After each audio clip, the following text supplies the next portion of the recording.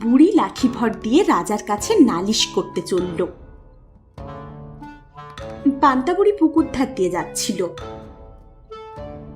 বাবা গো, কি গরম পড়া পড়েছে!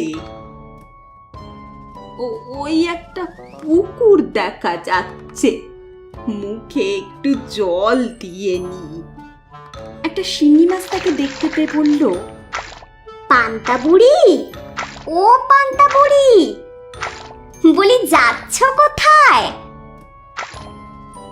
আর বলিস নে বাপু, চোরে আমার পান্তা ভাত খেয়ে নেয়, তাই রাজার কাছে নালিশ করতে যাচ্ছি।